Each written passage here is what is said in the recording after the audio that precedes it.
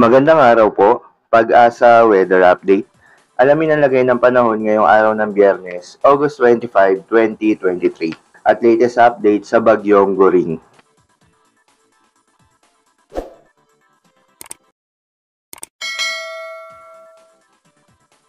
Ako po si Benison Estareha at meron pa rin tayong update regarding sa ating minomonitor na si Tropical Storm Goring with international name na Saula. As of 10 in the evening ay malapit na dito po sa kalupaan ng Batanes yung sentro nitong si Tropical Storm Goring. Nasa 235 kilometers away na lamang po at ngayon ay bahagyang humina from 75 naging 65 kilometers per hour malapit dun sa kanyang sentro at may pagbugso hanggang 80 kilometers per hour. Inaasahan kikilos ito pakanluran pero mabagal pa rin po base sa ating data track. Base naman sa ating data satellite animation, kung mapapansin nila, may mga kaulapan pa rin dito sa malaking bahagi ng Luzon and sa may western sections of Visayas and Mindanao. Dulot po ito ng habagat or southwest monsoon na siyang unti-unting palalakasin pa rin nitong si Bagyong Goring sa mga susunod na araw. So asahan pa rin po yung mga monsoon rains over this long weekend, lalo na sa may western sides of southern Luzon and Visayas. Samantala, meron din po tayong namataan na cloud cluster or kumpul ng ulap dito sa may silangan ng Visayas sa labas ng Philippine Area of Responsibility. So patuloy din natin itong minomonitor dahil posible rin ito maging isang low pressure area at maka-apekto po dito sa magiging pagkilos nitong si Tropical Storm Goring.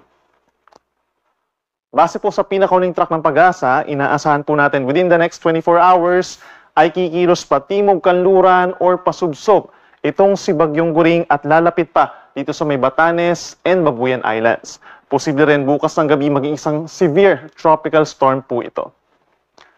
Pagsapit naman ng Sabado ng gabi, inaasahan po na kikilos pa rin ito pababa dito sa may parting silangan ng Cagayan at posible lumakas pa bilang isang typhoon knowing po na ito'y nasa may karagatan pa rin.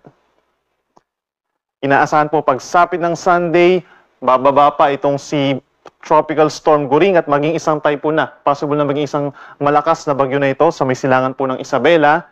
Then pagsapit po ng Lunes and Martes, inaasahan pong kikilos na muli ito paakyat or panorte dito pa rin po sa may silangan ng Cagayan Valley at inaasahan na halos nagkaroon po ng looping or pag-ikot itong si Bagyong Goring at maaring bumalik muli malapit dun sa kanya kinalalagyan ngayong gabi yung magiging posisyon niya pagsapit po ng Tuesday ng gabi. So maaari pa rin po magbago itong track na Pag-asa regarding po dito kay Bagyong Goring dahil sa mga weather systems na ating minomonitor po sa paligid ng bagyo.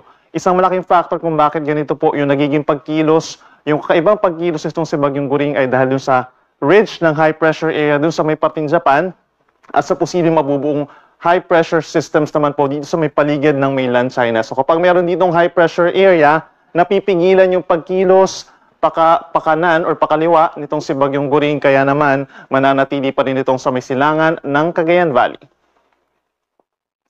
Meron na po tayong nakataas na tropical cyclone wind signal number 1 or babala sa hangin dito po sa bayan ng Santa Ana sa Cagayan. So ibig sabihin po simula ngayong gabi hanggang sa Sunday ng madaling araw, aasahan po nila yung mga pagbugso ng hangin. So we're talking of 36 hours. Hindi naman po necessary din na mararanasan ng ating mga kababayan sa Santa Ana yung mga pagbugso ng hangin dulot ni Bagyong Goring.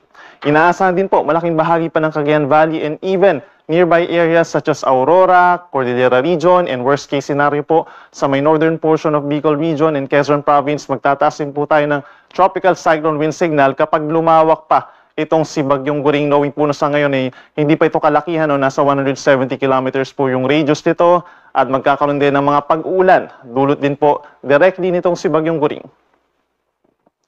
In terms of heavy rainfall po, pinaka-apektado ng mga pag-uulan or heavy rainfall ang Cagayan Valley sa susunod po na 3 araw or over this long weekend. So mag-ingat po sa mga posibleng pagbaha or landslides at mag-andabay po sa mga posibleng thunderstorm and rainfall advisories and heavy rainfall warnings ng Pag-asa.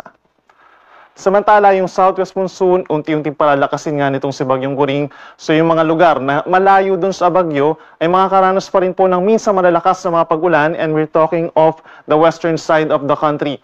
Pagsapit po ng Sabado, Zambales, Bataan, and Occidental Mindoro, magkakaroon muli ng mga pag-uulan, paminsan-minsan malakas, sumari ito magdulot ng mga pagbaha or landslides. Then pagsapit ng Sunday, mas maraming lugar pa po ang magkakaroon ng occasional rains. Kabilang pa rin dyan ang Zambales, Bataan, and Occidental Mindoro. Then magkakaroon na rin po ng occasional rains ang Batangas, Cavite, northern portion of Palawan, kabilang ng Cuyo and Calamian Islands at ang probinsya ng Antique. And then may kalat-kalat din po na ulan and thunderstorms sa Metro Manila and in other areas of Luzon pa and Western Visayas. Pagdating naman po sa mga pagbuso ng hangin, asahan po yung southwest monsoon na habagat magdadala rin po ng gusty conditions sa malaking bahagi ng bansa kabilang ng Aurora and Bataan pagsapit ng Sabado. Ganyan po sa Metro Manila, malaking bahagi ng Calabarzon, Bicol Region, Dinagat Islands at hanggang dito po sa most of Mimaropa and Visayas. Then pagsapit ng Sunday, halos katulad ng mga lugar po magkakaroon ng mga gusty conditions dulot ng habagat plus Surigao del Norte. In terms of gale warning sa ngayon, wala pa naman tayong gale warning pero inaasahan natin dahil lumalapit nga itong si Bagyong Guring sa ating kalupaan is mas tumataas din po yung chance na magkakaroon tayo ng matataas na mga pag-alon dito po sa may areas ng extreme northern Luzon at kabilang na rin ang baybayin ng Cagayan Valley. So asahan po natin hanggang 3 metro overnight. Then by tomorrow, possible na mas tumaas pa ito. No? Delikado yung mga magiging pag-alon sa maliliit na sasakyang pandagat lalo na sa ating mga kababayan na nangingisda. Most likely po kapag nagkaroon tayo ng mga tropical cyclone wind signals, suspended na po yung sea travel. At pag gale warning naman, may mga tendency po na sea travel suspensions tayo for small and medium-sized sea vessels. Inuulit natin po, kikilos pa southward or patimog itong si Bagyong Goring ng mabagal dito po sa coastal waters sa silangan po ng Northern Luzon for the next 3 days. Inaasahang lalakas pa ito at posibleng lumakas pa bilang isang typhoon pagsapit po ng Linggo at hindi rin natin inaalis yung possibility na maging isang super typhoon ito habang nasa may silangan ng Isabela.